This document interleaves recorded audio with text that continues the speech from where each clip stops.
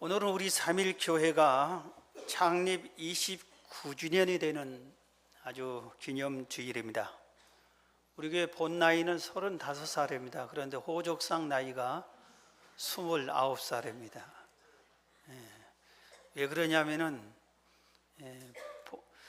제가 신학교 4학년 때 여름에 1979년 8월 여름에 전국 청년 초청 금식성회가 제6회로 열렸습니다. 그때 아마 수천 명이 3천 명 이상 모여온 것 같습니다. 거기서 일주일간 월요일부터 금요일까지 꼬박 5일 동안을 금식하는 겁니다. 그렇게 하는데 하나님이 갑자기 지금 교회를 개척하라고 명령하셨습니다. 저에게. 그래서 아무것도 준비가 안 됐잖아요. 교회 개척이 쉽게 되는 것도 아니고 목사 된 후에 하는 것이 순리고, 그럼에도 불구하고 하나님의 명령이 있어서 순종하는 것이 당연하다. 그리고 그 주간에 바로 그 주에 연희제일교회 전도사로 있었는데 교회에다 얘기하고 그 다음 주 1979년 8월 5일 장소가 없으니까, 준비가 안 됐으니까 제가 기도하러 다니던 삼각산, 우리 교회에서 매년 1월 1일 산상기도 하던 그 장소, 그곳에서 한 달간 주일 낮 예배만 드리고 출발을 했습니다. 그리고 나서 잠실에서 1년간 아파트에서 했고, 그리고 나서 하나님이 서울의 북쪽으로 가라 해가지고 강북구 번동에서 5년간, 그러니까 6년째죠. 그렇게 열심히 교회를 세워져 가고 있는데 어느 날 갑자기 하나님이 상계동으로 가라고 해요. 상계동에 아는 사람 한 사람도 없어요. 제가 버스 타고 두세 번 지나다녔어요. 예비군 훈련 강사로. 그때는 목사님들이 예비군 훈련 강사로 정신교양 시간에 강사했어요. 향목이 되어가지고, 그래서 버스로 지나가면서 아, 여기가 상계동이구나 하는 것만 알고 땅을 한 번도 밟아보지 않았어요. 상계동. 그런데 하나님이 상계동으로 가라 해서 상계동으로 29년 전에 왔는데, 여기서 교회를 성전 이전 예배를 드려야 되는데 거기에 모였던 성도들이 상계동까지 갈 수 없다고 다 흩어져서 남은 10여 명의 성도들과 함께 다시 개척 예배를 드리자. 그리고 교단에 알리고 해서 호적이 지금 1985년 12월 1일 날 창립 예배를 드려서 그게 우리 교회 호적상의 나이 29살입니다. 자, 우리 교회가 29살이면은 뭡니까? 청년의 나이, 아직도. 그래서 오늘 저는 청년이 되는 교회, 29살 된 청년 교회는 어떤 교회가 되어야 되는가 하는 것에 대해서 오늘 본문을 통해서 말씀을 드리려고 합니다. 청년은 정말 의욕이 넘칩니다. 그리고 모든 것을 해낼 수 있습니다. 도전도 모험심도 무엇이든지 할 수 있는 자신감도 있는 게 이 청년의 때입니다. 그런데 교회도 청년의 교회가 돼야 되는 겁니다. 사람 중에 나이는 많은데 청년인 사람이 있어요. 80대 노인이 청년인 사람이 있더라고요.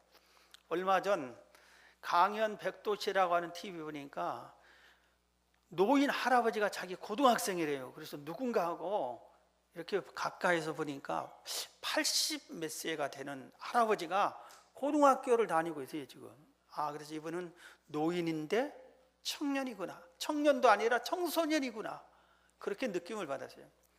우리 중에 청년은 고사하고 어린 학생들이 아예 노인처럼 인생을 다 살고 포기한 노인처럼 삶을 포기하고 낙심하고 나는 안 돼, 할 수 없어, 못해, 이런 사람들도 있습니다.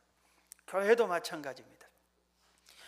100년이 넘는 교회들이 우리나라에 이제 많이 생겨나고 있어요. 그런데 그런 교회들이 청년 교회처럼 활발하게 열심히 교회다운 교회로 세운 교회도 있는 반면에 이제 갓 태어난 새파란 교회가 우리는 아무것도 할 수 없어 하고 주저앉은 그런 교회들도 있습니다. 여러분, 우리 교회가 청년교회가 되기를 주의 이름으로 축원합니다. 자, 그러면은 청년교회는 어떤 교회인가? 오늘 본문을 보면은 첫 번째는 하나님께 인정을 받아야 돼.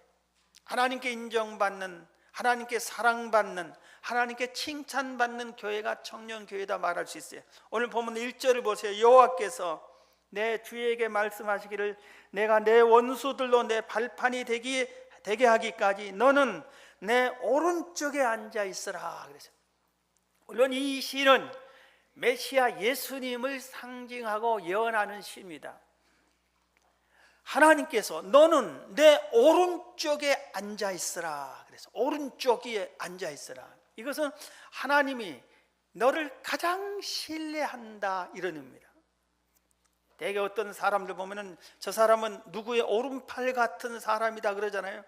그 사람의 가장 신임받는 사람을 오른팔과 같다고 그래요. 오른쪽의 사람이다 그렇게 말하는 겁니다.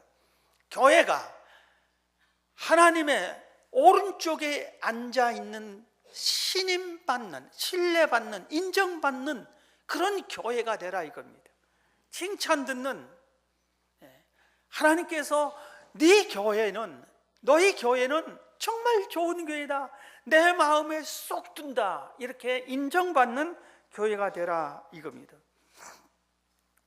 예수님께서 우리가 사도신경 신앙 고백할 때 예수님을 향해서 이렇게 뭐라고 합니까? 하늘에 오르사 전능하신 하나님 우편에 앉아 계시다가 저리로서 산 자 죽은 자를 심판하러 오시리라. 예수님은 어떤 분이라고 우리가 신앙 고백을 하냐면은 지금 승천하셔가지고 하나님 우편에 계신 분이, 하나님의 가장 신임을 받는 그 자리에 계시다가 때가 되면은 이 땅에 다시 재림하여 오셔서 심판하신다. 이것을 우리는 신앙 고백을 오늘 또 했어요. 예수님처럼, 하나님의 신임받는 예수님처럼 우리도 하나님의 신임받는, 신뢰받는, 인정받는, 칭찬받는, 사랑받는 그런 교회가 돼야 됩니다. 자, 한번 물어봅시다. 여러분의 교회가 하나님의 사랑받는 교회가 맞습니까? 교회는 사람의 교회예요. 사람이. 여러분이 교회예요. 3일교회 나오면 여러분이 3일교회예요. 다시 묻습니다. 여러분이 하나님께 신뢰받고 사랑받고 인정받고 칭찬 듣는 성도입니까? 아주 용감합니다. 아멘들을 많이 하시네. 자신감이 있네. 참 좋습니다. 칭찬 듣는 성도가 돼야 돼요. 칭찬 듣는 교회가 돼야 돼요. 그런데 왜 책망을 받습니까? 책망받는 교회가 있어요. 성경에 요한계시록 2장 3장에는 소아시아 7교회를 소개합니다. 지금 터키 지역 중심의 소아시아 7교회, 지역으로 말하면 터키 지역에 있습니다. 그런데 거기에 그 초창기에 7교회를 주님이 말씀하면서 7교회 중에 5교회나 책망을 합니다. 너무나 많은 교회가 책망을 받습니다. 먼저 에베소 교회에 보면 계시록 2장 4절에 그러나 너를 책망할 것이 있나니 너의 처음 사랑을 버렸느니라. 그러므로 어디서 떨어졌는지 생각하고 회개하여 처음 행위를 가지라. 만일 그리하지 아니하고 회개하지 아니하면 내가 내게 가서 내 촛대를 그 자리에서 옮기리라 그랬어요. 너의 처음 사랑을 왜 버렸느냐 이겁니다. 하나님을 처음 섬길 때, 예수님을 처음 알았을 때, 예수님을 모셨을 때, 처음 은혜를 받았을 때는 너무나 감동스럽고 고맙고 감사해서 성경을 품에 안고 다녔어. 품에 안고. 너무 소중하니까. 예배 드릴 때 눈동자가 정말 초롱초롱 빛나면서 주님을 사모하면서 예배를 드렸어요. 찬양하면서 울고 기도하면서 울고 그 은혜가 감동스럽고 감사해서 지나가다가 십자가만 바라봐도 마음이 뭉클했어요. 나를 위해서 십자가에 못 박혀 죽으신 예수님을 생각하면서. 그래서 주님이 보고 싶고 또 보고 싶어요. 그래서 교회 가고 싶어요. 교회 앉아만 있어도 내 마음에 평안이 오고 주님이 나를 품에 안아준 것 같아요. 이 첫사랑, 그리운 예수님, 주에 대한 첫사랑이 흘러 넘쳤는데 에베소 교회 성도들이 언젠가부터 첫사랑을 버린 겁니다. 형식적으로 주님을 섬기는 겁니다. 주님이 보고 싶지가 않은 겁니다. 그립지도 않은 겁니다. 성경 주의 말씀이 읽어지지가 않는 겁니다. 예배가 정성을 다하고 정말 사랑하고 주님이 이 예배에 함께한다는 그런 마음이 사라져버린 거예요. 언젠가부터 억지로 신앙생활을 하는 겁니다. 그래서 주님이 경고하는 겁니다. 에베소 교회 너희들 첫사랑을 회복하지 않으면 촛대를 옮겨버리겠다. 이 촛대를 옮겨버린다는 것은 내가 떠나겠다는 거예요. 교회를 버리겠다는 거예요. 다른 곳에 그 촛대를 옮겨놓겠다 이겁니다. 버가마 교회도 책망을 받았습니다. 그러나 내게 두어 가지 책망할 것이 있다. 그러면서 발람의 교훈을 지키는 자들이 있다 그랬어요. 이단 사이비, 하나님보다 더 다른 것을 신뢰하고 하나님 말씀 외에 다른 것들에, 다른 신들이라고 하는 것들에 귀를 기울이는 겁니다. 그것이 좋다면서 나도 한번 해볼까 마음이 변질되어 가는 것입니다. 도아디라 교회도 책망했습니다. 2장 20절에 행음하고 우상의 제물을 먹은 너희들 책망한다고 그랬습니다. 사대교회도 책망했습니다. 3장 2절에 온전한 행위가 없다고 그랬어요. 예수를 믿는 사람의 행위가 구별되지가 않고 온전한 행위를 가정에서도 직장에서도 사회에서도 교회에서도 그렇게 해야 되는데 그들의 행위가 온전하지 않다 그랬습니다. 그래서 책망을 했습니다. 라오디게아 교회는 너는 차지도 않고 덥지도 않다. 네가 예수를 믿는 사람인지 안 믿는 사람인지 모르는데 직장 생활을 10년이나 같이 했는데 직장 동료들이 저 사람 예수 믿는 사람인지를 몰라. 신앙생활이 차지도 덥지도 않아요. 술에 물 탄 듯, 물에 술 탄 듯 그런 겁니다. 내가 그리스도인인지 예수를 안 믿는 사람인지 구별이 안 가는 거예요. 그래서 책망을 받는 겁니다. 반대로 성경이 칭찬하는 교회, 인정하고 사랑하는 교회가 있어요. 이런 교회는 어떤 교회입니까? 사도행전 2장 3장에 초대 예루살렘 교회를 가르치고 있습니다. 이 교회가 왜 하나님으로부터 칭찬을 받았습니까? 이 교회 성도들이 왜 하나님께 인정을 받았습니까? 성령 충만한 교회였어요. 기도에 힘썼습니다. 집에 있든지 교회에 있든지 전도하기를 힘썼습니다. 회개가 넘치는 교회였어요. 구제와 봉사가 넘치는 교회였어요. 모이기에 힘쓰는 교회였어요. 찬양이 넘치는 교회였어요. 그러다 보니까 불신자들이 그들을 칭찬했어요. 세상 사람들에게 칭송을 받더라 그랬어요. 그래서 칭찬받는 이 교회를 주님께서 날마다 부흥을 주고 성장을 줬다고 성경이 말하고 있습니다. 여러분, 여러분의 교회가 하나님께 인정받아서 하나님의 오른쪽에 앉히는 그런 자리를 차지하는 여러분과 여러분 교회가 되기를 주의 이름으로 축원합니다. 두 번째입니다.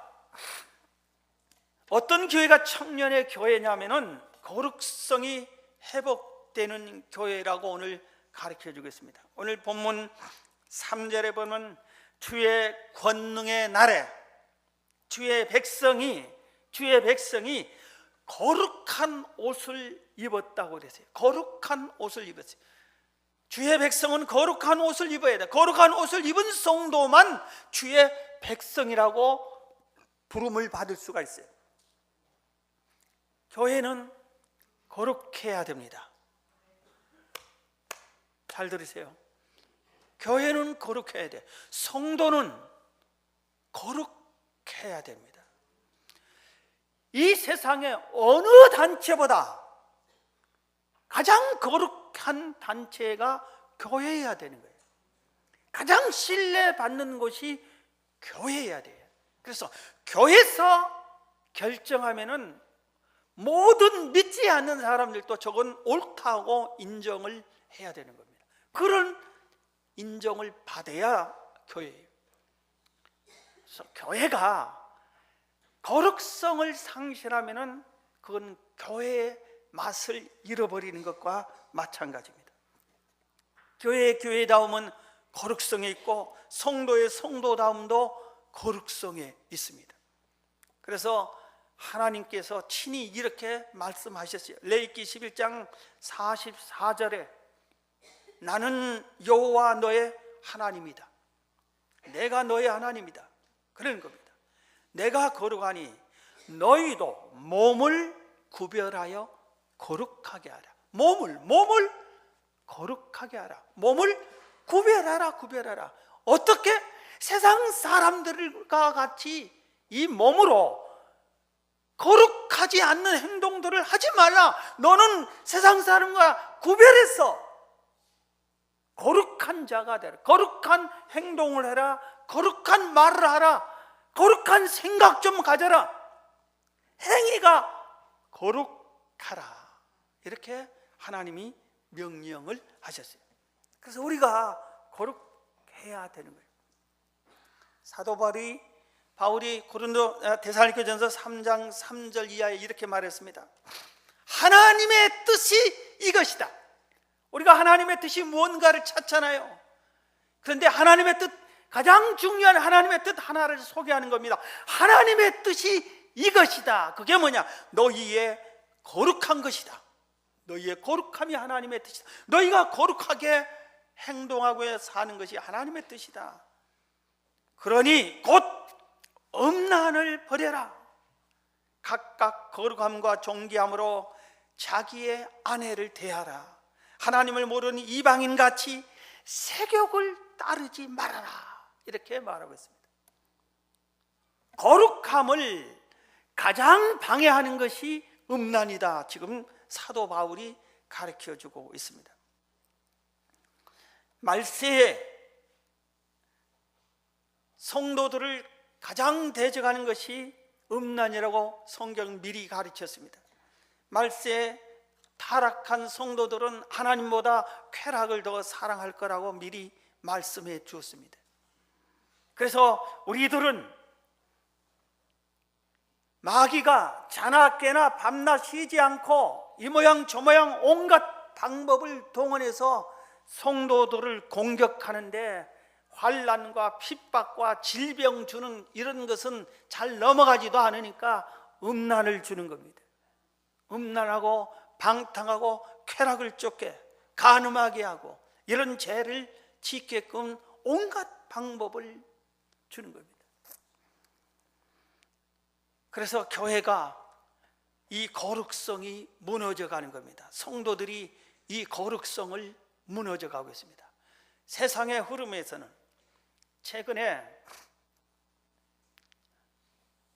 무슨 법 하나를 서울시 인권의 법을 교회들이 연합해서 그걸 못하게 막은 게 동성애 그것을. 그래서 그 인권의 뜻은 옳습니다. 소수들의 인권을 지켜주라 이겁니다. 그건 옳은 일이에요. 그런데 거기에 동성애하는 사람들도 인정해 주라 이겁니다. 그런데 그게 미국의 경우를 봤을 때 그것이 통과되고 이렇게 하면은 만약 어느 목사님이 성경의 동성애를 하나님이 가장 진노하는 죄 중에 하나였어요. 그렇게 기록이 됐어요. 그러면 동성애자들은 돌로 쳐서 죽이라고까지 했어요. 그래서 목사님이 동성애는 죄입니다 하니까 인권단체에서 고소를 했어요, 이 목사님을. 왜 동성애를 죄라고 하느냐고. 그래서 이반이 재판을 받게 됐어요. 그렇게까지 흘러 들어갔는데, 그런 비슷한 법을 서울에서 이렇게 통과가 되면은, 제가 강단에서 동성애는 죄입니다 하면은 인권단체가 이 설교를 녹음된 걸 듣고 당신 고소하면은 걸리게 돼 있어요. 그런 말을 못하게 돼 있어요. 그래서 그것을 막은 겁니다. 안 된다. 다른 것은 괜찮으지만 어떻게 동성애를 조작하느냐, 동성애를 좋다고 하느냐. 말세가 되면은 온갖 방법을, 국법을, 이런 법을 통해서라도 이렇게 음란한 것을 괜찮다고 하는 사회로 흘러가게 마귀가 역사를 하는 겁니다. 우리가 거룩성을 지키기가 점점 어려워져 가는 시대에 살고 있습니다. 옆에서 맛있는 음식을 먹으면 같이 덩달아 먹고 싶잖아요. 그런 것처럼 앞집도 뒤집도 옆집도 다 음란한 짓을 하고 음란한 말을 하고 괜찮게 사는데 나 혼자 거룩하게 살기가 쉽지가 않아요. 회사에 출근하니 전부 다 지난밤에 음란한 행동했던 것을 얘기하고 재밌어하고 킥킥거리는데 나는 거기에 대화에 낄 수가 없어요. 너는 인간이냐? 너는 외계인이냐? 이런 소리를 오히려 들었습니다. 끼워주지를 않아요. 점점 우리 사회가 이렇게 말세가 타락해 가고 있어요. 그런데 성경은 하나님의 우편에 앉은 교회가 되려면 거룩성이 회복되어야 된다, 이렇게 말하고 있습니다. 여러분, 사도 요한에게 하나님께서 천국을 보여줬어요. 그 천국을 보여준 내용 중에 하나가 요한계시록 22장에 있어요. 계시록에 여러 곳에 기록됐지만 그거 한 곳 22장에 보면 또 그가 수정같이 맑은 생명수 강을 내게 보였다. 하늘나라에, 천국에 수정같이 맑은 생명수의 강이 흐른 것을 보여줬다.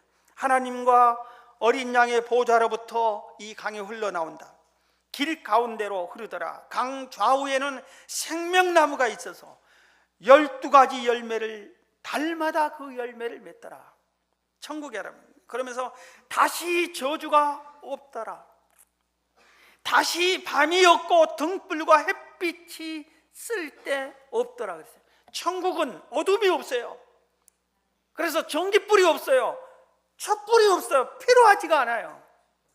천국을 이렇게 소개했습니다. 그런데 그 뒤에 후반부의 말에 개들과 점술가들과 음행하는 자들, 살인자들, 우상숭배자들, 거짓말을 좋아해서 거짓을 지어 만들어낸 사람들, 이런 사람들은 이 천국 성 안에 들어오지 못하고 성 밖에 있더라, 지옥에 있더라, 이 말입니다. 말세 악한 마귀가 거룩성을 무너뜨리게 하는 공격을 해서 우리를 지옥으로 끌고 가려고 하는 이때에 우리가 몸도 마음도 생각도 말도 거룩해지도록 힘써야 됩니다. 육신의 정욕이 너무 살아나면은 금식해야 돼요. 정욕이 좋다는 것을 막 쳐 드시지 마세요. 그 정욕으로 뭐 하려고 그래? 뭐 하려고 그래? 금식해야 돼. 자꾸 딴 생각이 나면은 금식해야 됩니다.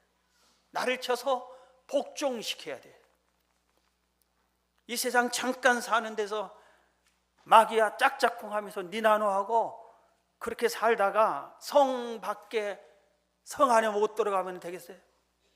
우리의 신앙의 목적이 천국에 가는 것이 목적이지, 이 세상에서 쾌락을 즐기는 것이 우리의 목적이에요? 여러분, 거룩성을 회복하시고 교회가 거룩해지도록 강구하고 서로 협력하는 여러분 되기를 주의 이름으로 축원합니다. 하나 더 말씀드립니다. 오늘 성찬식이니까 말씀을 조금 빨리 마칩니다.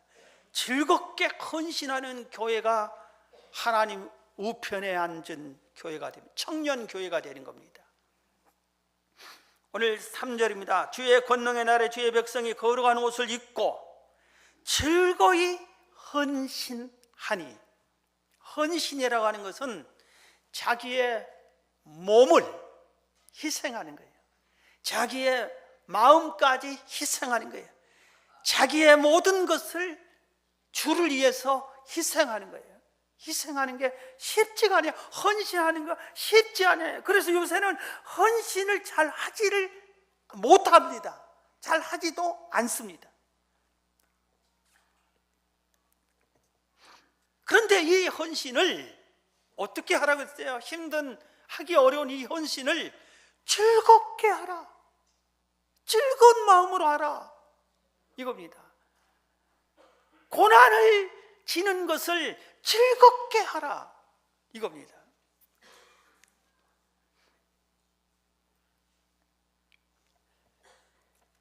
한 목사님을 소개할게요. 월간 목회라고 하는 목사님들이 보는 월간지가 있습니다. 수년 전에 김용천 목사님을 소개하셨어요. 이분이 우리나라에서 교회를, 예배당을 3개를 건축하셨어요. 예배당 하나 건축하면 목사님이 반이 늙어버린대요. 그렇게 힘들어요. 그래서 3개를 했어요. 그 다음에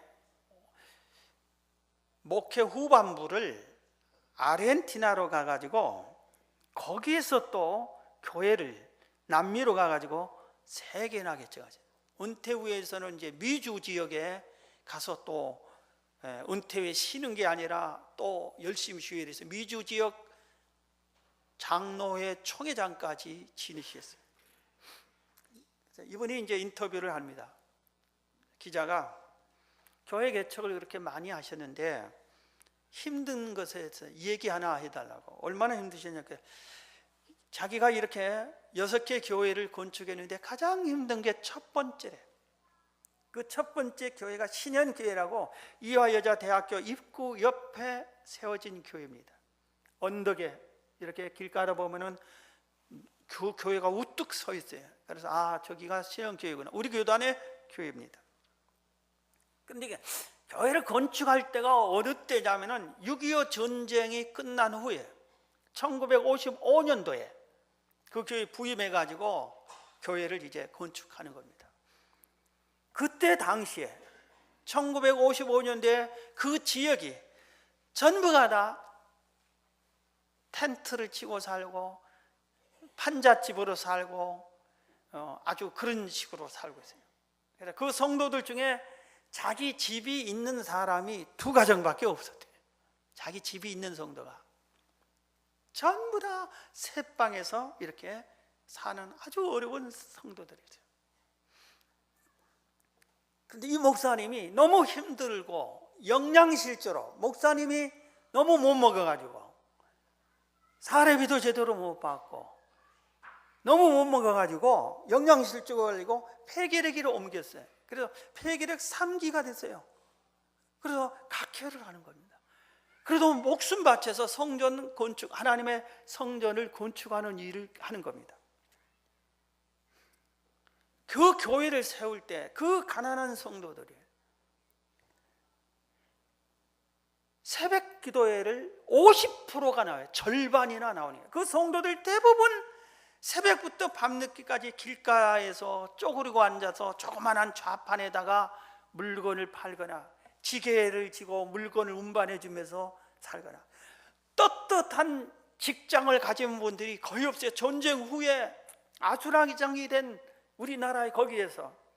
그런데 그렇게 힘들게 육체적으로 고달픈 그들이 하나님의 성전을 건축하기 위해서 50% 절반 정도가 매일 새벽마다 하나님 앞에 나와 성전을 건축하게 해달라고 기도를 하는 겁니다. 우리가 뜨뜻하고 편안한 사무실 의자에서 근무하면서도 피곤해서 새벽 기도 못하는 사람들하고는 비교가 되잖아요. 그래서 교회를 건축하기에 무려 특별 건축 헌금을 8번씩이나 했어요. 하다가 중단되니까 또 헌금하고 건축 헌금을 작정하고 또 하고 얼마나 힘들겠어요. 목사님이 성도들 헌금할 나올 때도 없고 할 여력도 없고 자기는 병도로 죽어가고 그래서 기도원에 올라갔어요. 그래서 기도하고 있는데 그 사모님이 대단한 분이에요. 목사님이 작은 사택이 있었는데 목사님 몰래 이 사택을 팔아버렸어요. 그리고 그것을 하나님께 바쳤습니다. 그래서 목사님 4식구가 새 방에서 사는 겁니다. 집이 유일하게 있었던 장로님 한 분이 이순복 장로님인데 이 장로님이 집을 팔았어요. 절반을 건축공급으로 들고 그 절반 가지고 새 집으로 식구들을 데리고 들어갔어요. 그래서 또 생각나는 사람 한 분 소개하니까 방승근 권사님을 소개했어요. 이분도 죽도록 고생하면서 피난 와가지고 고생하면서 8번이나 헌금하는데 있는 거 다 털어서 하나님께 드려요. 그런데 이분이 생각을 달리했어요. 우리 성도들 중에서 헌금 나올 때가 더 없다. 어떻게 할까 하다가 우리 교회가 이화여자대학교에 붙어 있으니까 이화여자대학교 교수님들에게 헌금하자고 하자. 그래가지고 교수님들을 찾아갔습니다. 이 이화여자대학교가 선교사님이 세운 학교 아닙니까? 여기서 당신 교수를 하는데 바로 이 옆에 예배당을 건축하다 이렇게 돈이 없어서 하는데 건축 헌금 좀 해주세요. 그래서 교수님들에게 건축 헌금을 하게 해줬어요.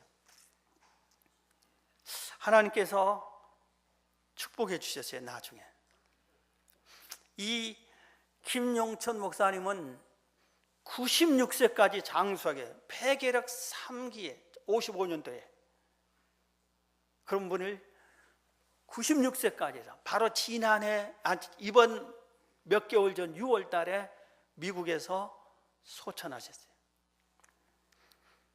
그 다음에 이 방승근 권사님에게는 아들 하나 딸 하나가 있었어요. 그런데 딸이 어떻게 하나님이 그 자녀들에게 복을 줬는데 그 딸이 어떤 딸이 됐냐면은 바로 그 이화여자대학교 총장이 되죠. 김옥길 박사가 이분의 딸이에요. 아들이 연세대학교 부총장이 됐어요. 김동길 박사, 그 유명한 김동길 박사가 바로 이 방승근 권사님의 아들이 됐어요. 우리 교회가 칭찬을 받으려면은 헌신을 해야 됩니다. 지역사회에 헌신하고 봉사해야 돼요. 그러면 칭찬받습니다. 지난번에 15회 김장 나눠주기를 100여 명의 성도들이 와서 해서 한 200곳 가정들에게 나눠지는 일을 헌신하셨죠. 저도 잠깐 사무실에 들린 동안에 2분에게 전화를 받았어요. 웬 할머니는 이렇게 얘기했어요. 정말 고맙다고. 작년에도 보내주셔서 얼마나 맛있게 먹었는데 올해 또 보내주셔서 정말 감사하다고. 나는 누가 김장 해줄 사람도 없고 보내줄 사람도 없습니다. 3일교회 아니면 저는 김장을 못 먹습니다. 얼마나 고마운지 모릅니다. 감사합니다. 전화 받는 분이 누구세요? 그래서 제가 이 교회 목사입니다. 그랬더니 정말 감사하다고 전해주세요. 할아버지 한 분이 전화했어요. 너무나 고맙다고. 이분은 조금 뭐 하신 것 같아요. 교회가 어디 있냐고. 그래서 노원역 앞에 있습니다. 자꾸 물어보고 왜 그러십니까? 했더니 내가 그 교회를 가고 싶습니다. 그 교회 가서 고맙단 말하고 싶습니다. 네. 2분의 전화를 받아요. 즐겁게 헌신을 하면은 아까 초대교회처럼 불신자들도 칭송을 받는 거예요. 우리 한데 어때요? 김장 담가주기만 하는 것도 어때요? 힘들잖아요. 많은 분들이 이제는 더 이상 못하겠다고 그런 소리들 많이 들어요. 힘들으니까 15년 동안이나 이렇게 상계 이동, 상계 식동의 홀몸 어르신, 소년 소녀 가장 어려운 가정들의 김장을 대신 해준다는 것이 힘들잖아요. 힘들잖아요. 춥고 몸은 점점 아파가고 젊은 사람들은 그런 봉사를 안 하려고 하고 했던 사람이 또 하고 그런 말이 있고 있잖아요. 그런데 즐겁게 헌신할 때 칭찬이 들어오는 것이고 그게 청년의 교회가 되는 거예요. 동네 모습처럼 청년들이 다 일해. 시골에서는 청년에게 우리 집 일 좀 도와달라 하면은 청년이 가서 동네 모습대로 다 해주는 거예요. 올 성탄 이브는 24일 날 수요일 저녁 예배는 상계 시장으로 갑니다. 상계 중앙시장으로 가서 우리 교회가 상계 중앙시장에서 상인들과 함께 성탄 예배를 드리기로 했습니다. 전통시장이 무너지고 주변에 백화점, 대형 마트들이 있어서 이렇게 전통시장이 다 약화되니까 우리가 그들을 가서 위로해주고 예수님의 기쁜 소식도 전하고 돕는 방법이 없냐 해서 그렇게 결정했습니다. 아마 우리가 한 얼마를 참여하든 간에 교회에서는 성탄헌금을 미리 거기에 참여한 우리 성도들에게 다 10,000원씩을 나눠줄 거예요. 그럼 거기다 여러분이 돈을 보태서 상계중앙시장에서만 그 사용하는 겁니다. 그날 밤에. 그래서 상계시장 연합회 회장 총무는 어우 고맙다고 다 이게 그래서 거기 가서 성가대가 가서 찬양도 해주고 우리 성도 다 같이 가서 한 10분 정도 15분 정도 성탄절 찬송 크리스마스 캐롤을 이렇게 부른 다음에 흩어져서 이렇게 하고 교회 와서 떡국 먹고 새벽송도 오는 겁니다. 동참하세요. 성탄 이브에 가족과 함께 연인과 함께 가고 싶은 거 할 일 많은데 희생하세요. 이게 헌신에 그분들에게 찾아가는 거예요. 자, 오늘 말씀을 마치겠습니다. 여러분, 우리가 바른 교회가 돼야 돼요. 바른 교회. 청년의 교회가 돼야 돼요. 오늘 말씀처럼 하나님께 인정받는 교회가 돼야 되고 거룩성을 회복하고 즐겁게 헌신하는 교회가 돼야 됩니다. 여러분의 교회를 그렇게 만드시고 여러분이 그렇게 실천하셔서 하나님의 사랑받는 교회, 청년다운 교회가 계속되게 가기를 주의 이름으로 축원합니다.